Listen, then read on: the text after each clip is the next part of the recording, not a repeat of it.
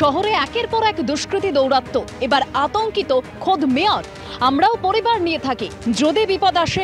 মুখ্যমন্ত্রী অত্যন্ত ক্ষুব্ধ, কোথা থেকে অস্ত্র আসছে, আমি কি নিজে গিয়ে অস্ত্র খুঁজব? পুলিশ কমিশনারকে কড়া ভাষায় বলেছেন মুখ্যমন্ত্রী, দাবি করছেন ফিরহাদ হাকিম। টালিগঞ্জ কেন ভাবছেন? আমরাও তো ফ্যামিলি নিয়ে থাকি, যদি কালকে আমাদের উপর একটা বিপদ আসে। মুখ্যমন্ত্রীর ঘরে ছিলাম, মুখ্যমন্ত্রী অত্যন্ত ক্ষুব্ধ, খুব কড়া ভাষায় পুলিশ কমিশনারকে এবং রাজ্যের পুলিশকে বলেছেন where this arms is coming from.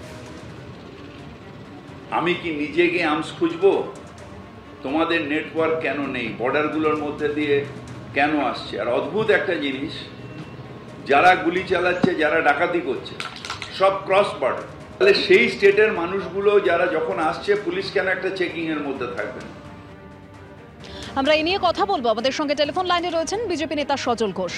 সজল দা, এখানে ফিরহাদ হাকিম তিনি বলছেন যে একের পর এক দুষ্কৃতী দৌরাত্ম্য শহরে, এবার তিনি আতঙ্কিত। তিনি বলছেন তিনিও পরিবার নিয়ে থাকেন, যদি বিপদ আসে।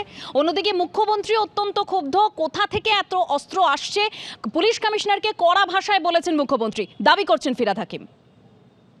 না, পুলিশ কমিশনারকে কড়া ভাষায় বলুন আর যে ভাষাতেই বলুন, তাতে যে কাজ হয়নি সেটা তো বুঝতে পারছি। আর ফিরহাদ হাকিম আতঙ্কিত, এটা তো নাটকের কথা। কারণ ফিরহাদ হাকিমের লোকেরাই তো সারা শহর কাঁপিয়ে দিচ্ছে, সারা রাজ্য কাঁপিয়ে দিচ্ছে, তাই না?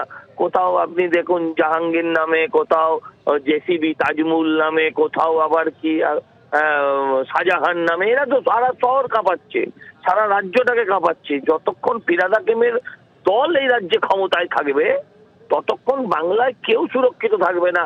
এই ফিরহাদ হাকিম, মমতা বন্দ্যোপাধ্যায়, সুজিত বোস, অরূপ বিশ্বাসের মতন 4-5টা লোক ছাড়া। আর তাদের মুখে আতঙ্কিত আমি শুনছিলাম আপনাদের কথায়, বর্ডার দিয়ে যখন আসে, বর্ডার দিয়ে তো আপনিও এসেছিলেন মনে হচ্ছে।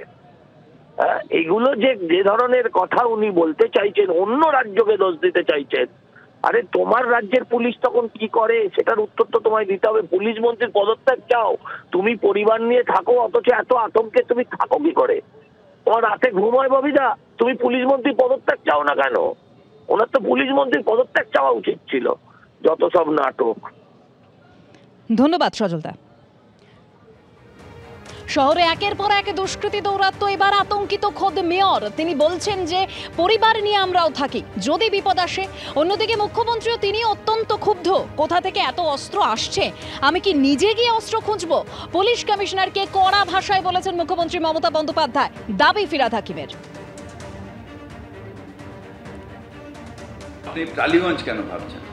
আমরাও তো ফ্যামিলি নিয়ে থাকি, যদি কালকে আমাদের উপর একটা বিপদ আসে। মুখ্যমন্ত্রীর ঘরে ছিলাম, মুখ্যমন্ত্রী অত্যন্ত ক্ষুব্ধ, খুব কড়া ভাষায় পুলিশ কমিশনারকে এবং রাজ্যের পুলিশকে বলেছেন where this arms is coming from.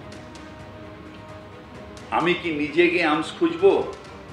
তোমাদের নেটওয়ার্ক কেন নেই? বর্ডারগুলোর মধ্যে দিয়ে কেন আসছে? আর অদ্ভুত একটা জিনিস, যারা গুলি চালাচ্ছে, যারা ডাকাতি করছে, সব ক্রস বর্ডার। তাহলে সেই স্টেটের মানুষগুলো যারা যখন আসছে, পুলিশ কেন একটা চেকিং এর মধ্যে থাকবে না?